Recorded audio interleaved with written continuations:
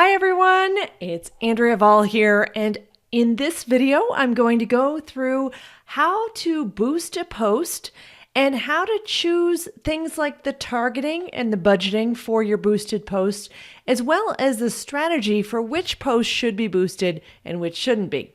So I'm here on my Facebook page, and when you have a post that's doing well, you might want to give it a boost, or if it's an article that you've got that you want a little bit more visibility on, you may want to boost that post. So I can see here that I reached 489 people, posted this earlier today, and I might want to hit the boost post button.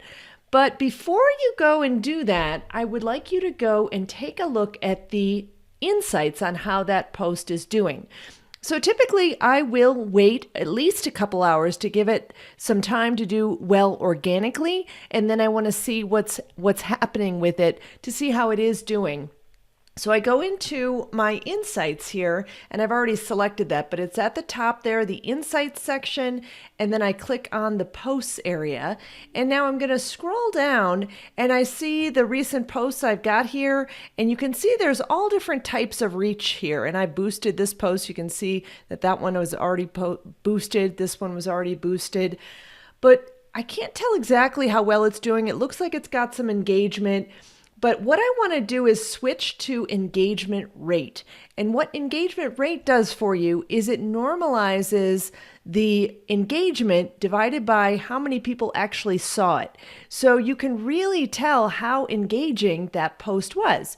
So you can see this most recent one I had, it's got very little reach at this point because it's very new, but it's doing really well engagement-wise. Of the 77% of people that saw that post, 9% of them have already engaged in some way. So this is a really great potential post, although strategically this wouldn't do too much for me since it actually goes to Mari Smith's site.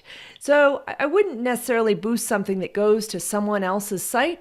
I'm always going to boost something that's going to be a little bit more focused on my own content so that I'm getting the traffic from the pixel on that, if I have the pixel installed on my website, and also kind of promoting my own content. So I'm going to look at this post that I was mentioning. This one got 6% engagement, which is pretty good. If you look overall, that's kind of a little bit higher engagement rate than some of what I've gotten in here. Some of my videos have done a little bit better. This one has 7% engagement, and actually I would probably think about boosting that one, if I was looking at posts a little bit older. But let's go ahead and just click on the boost post right here. And this is going to be the same looking interface that you would have if you boosted it right from the page. So I'm going to look at this, and this goes to my own content, and it's also optimized to get website visits, which is what I want here. I want people to go and read my blog post, and I can change the button here to say learn more or sign up if I had something, but learn more is appropriate in this case. And it will choose some default targeting for you based on what you've chosen in the past. So I have some default targeting here that I want to make sure and see what's going on with that, because I think it's from a previous post. And no, it just is actually anyone in this location. So that would definitely be way too broad. But I might choose some keywords in here. And you can see here the potential audience is 150 million. That's a little bit too broad. I try and keep my audience size to 1 to 2 million if possible. Sometimes that can vary depending on what I'm trying to do with that post. So I might put in some keywords of people who are interested in Facebook marketing, for example. That's going to be very broad actually, or business marketing. They're maybe interested in that. Maybe I would say people who are small business owners. And I have narrowed down my targeting a little bit more, but I'm just using this as an example. If for yourself, if you're new to Facebook marketing, it's just a good idea to try some keywords, keep them fairly similar if you can, and test those out and then see how they do. So I'm going to click on small business owners as a behavior. So these are people who are who are small business owners. And again, this audience size is pretty broad. So that again that's a broad audience as well. So I might narrow it down a little bit further if I was going to. But one of the other things that I can do that I really enjoy with boosted posts is I go ahead and have saved audiences that I use over and over because I've already done testing on how my audiences are doing, and so I know that certain audiences are doing well. So I've got a bunch of saved audiences here, and I can actually go ahead and do retargeting. So I could typically, a lot of times I will target people who have visited my website. So I can click on that, and I might even narrow it down a little bit further. I've done some other audiences, and it's important that you name your audience as well. Sometimes I've done some demos in here. So I'm going to do my all retargeting, which is all my visitors plus emails, and do that and retarget this to that group. And now I have to scroll down and choose the budget and duration.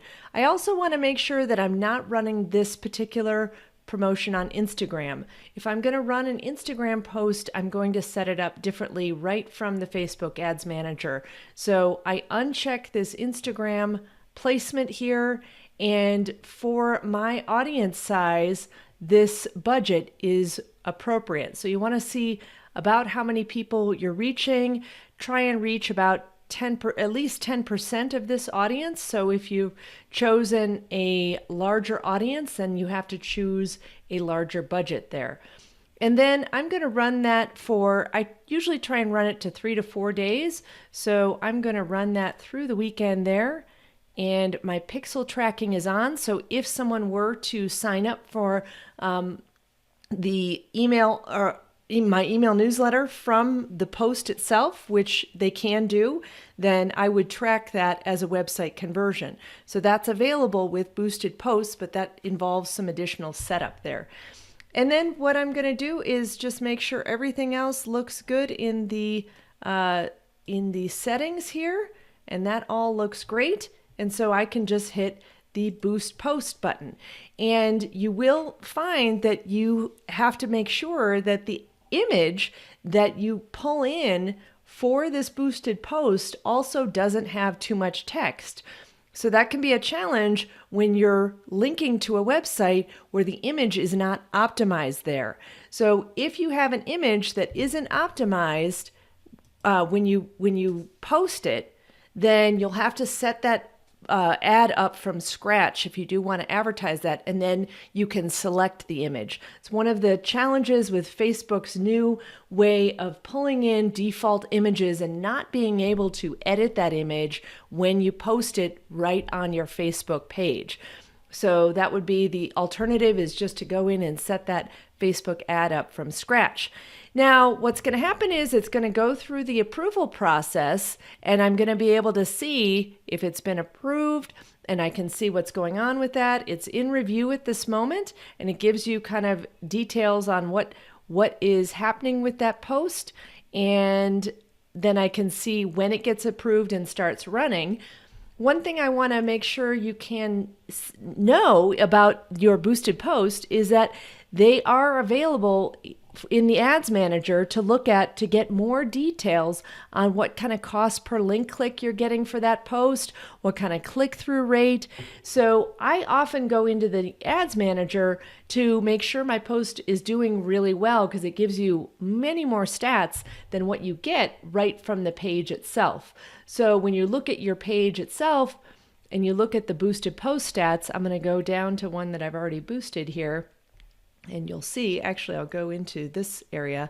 So if I go to view promotion, kind of the stats I get are just how many link clicks I got. I got a couple of web conversions there. This ad overall didn't do that well for me in terms of cost per link click and cost per conversion. Typically, I want a little bit more, but I was targeting a cold audience with this ad, and which is a little different than what I sometimes do. So So it's got some stats in here, but I can go into this section and see that I had that 60 does all the calculations for me, 61 cents per link click and some other things in there. So again, you want to make sure you're watching your stats for your boosted posts, and you can shut them down early if they're not doing as well as you'd like. So hope that was helpful, everyone, and talk to you again soon.